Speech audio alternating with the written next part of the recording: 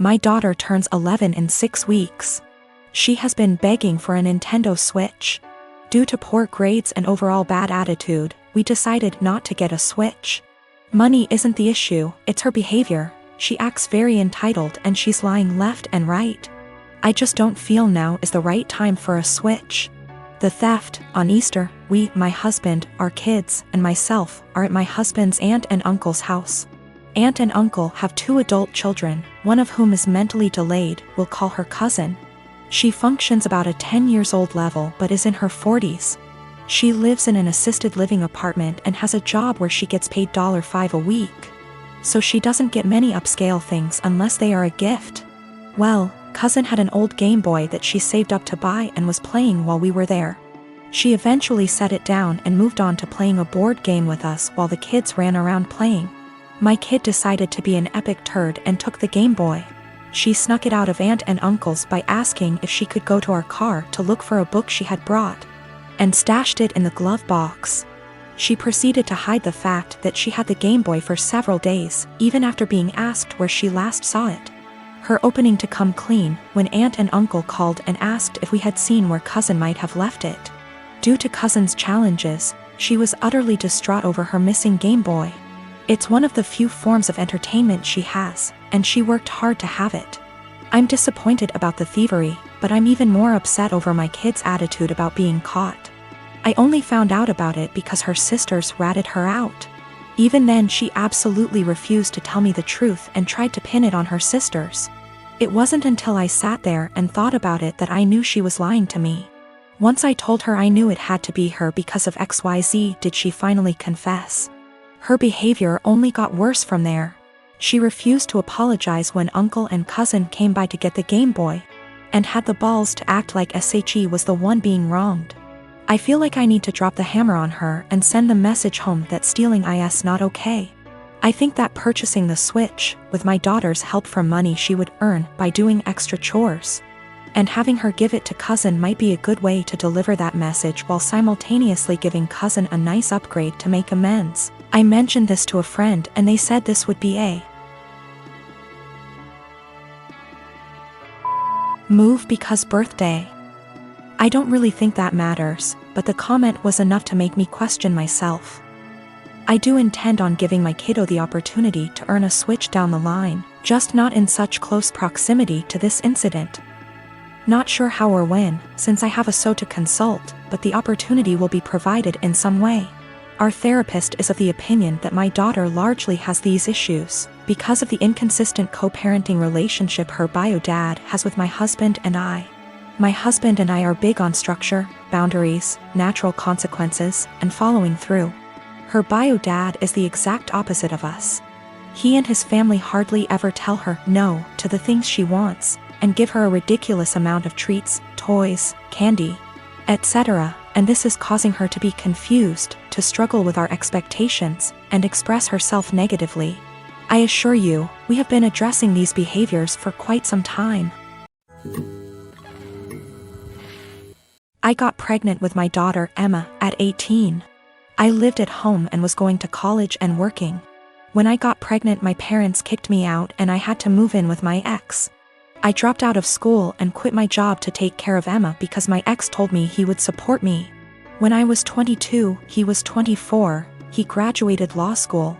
He told me I had to move out because he wanted to find a wife. My parents had forgiven me, so I moved in with them. We didn't have a court order, but we split custody pretty much 25/75 with me having more time. When Emma was 6, he married his now wife. She couldn't have any more kids and wanted Emma and her daughter to be sisters.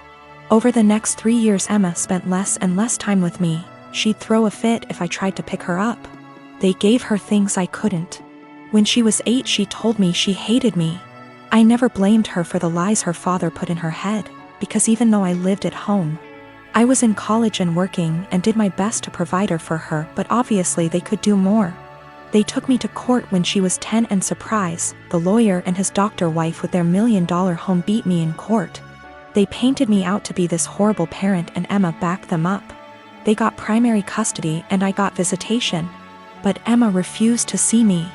I gave her money and gifts. But she didn't want me in her life.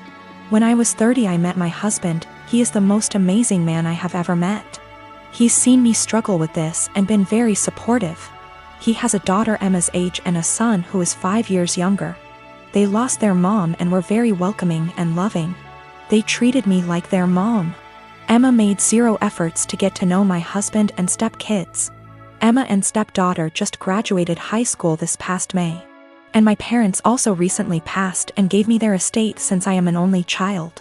I have decided to pay for my stepdaughter's entire college tuition and buy her a car, pay for an apartment.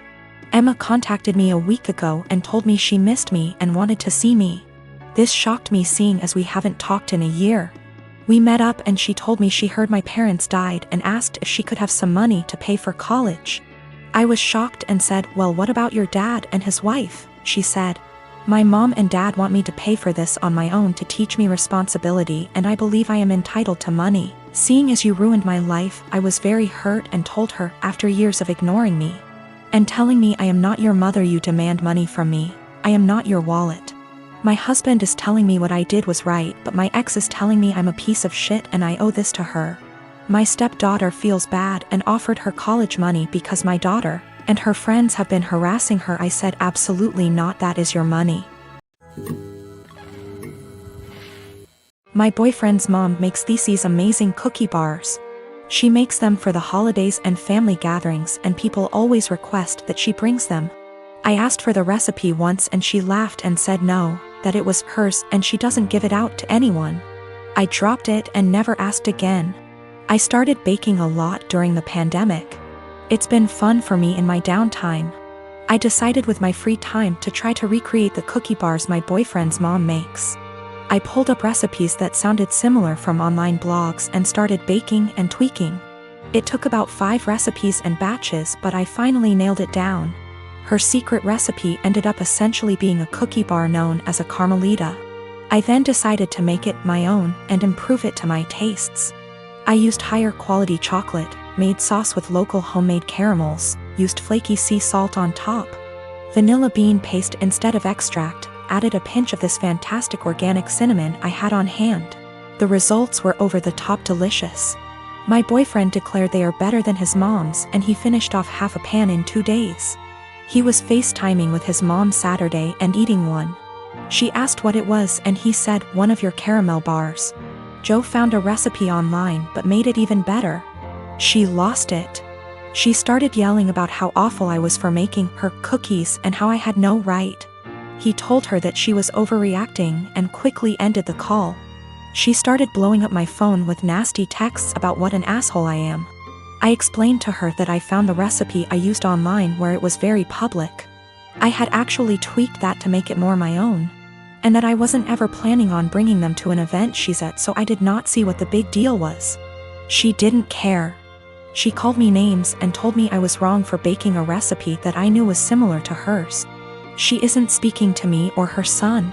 While I don't think my boyfriend should have made the comment about how I made it even better to his mom, taking that out of the equation, she thinks I'm an asshole for even making them to begin with. I disagree, but from the texts from her and a couple other family members of hers, they think I crossed a line. I live in a not so well-off area. I am not well-off by any means, but I have a Wi-Fi connection. My Wi-Fi has a 4-device limit. It's the cheapest plan they have. My neighbors have a 12-year-old daughter who has to attend online classes. I know her well because she comes over fairly often to hang out with my daughter as they are friends. Her name is Shania. We live in India. Shania is an Indian name. I am also Indian. Shania's parents told her they cannot afford Wi-Fi, so she asked me if she can use mine.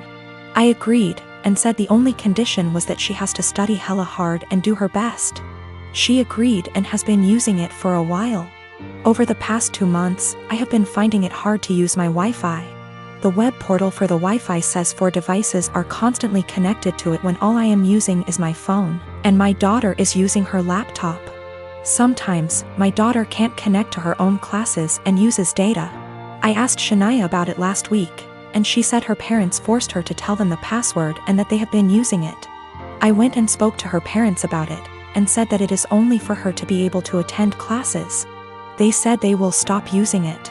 But over the week, 4 times my daughter's classes got interrupted because there were multiple devices trying to use it. Yesterday, Shania told me that our other neighbors also have the password and are also using it, that her parents gave it to them. I went and warned her parents again, said I will change the password, but they made false promises again and shut their door. I changed the password and gave Shania the new one, but her parents forced it out of her again. My daughter's education needs to take priority, her classes are important.